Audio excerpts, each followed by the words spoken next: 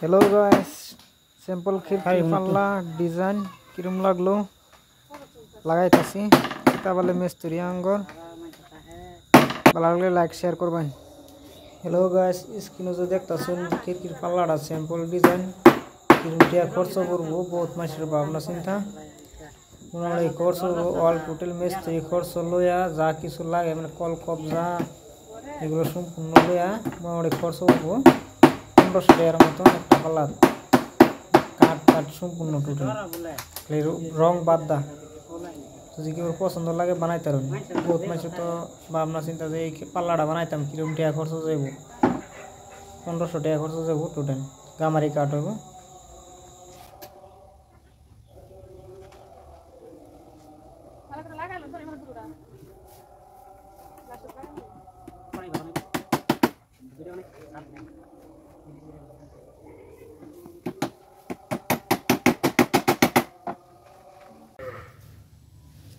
खिड़कीर पाल्लाटी किरम हইলো लागानी comment করে জানাইবেন।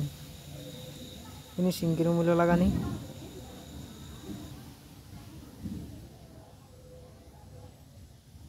একটার মধ্যে হাফ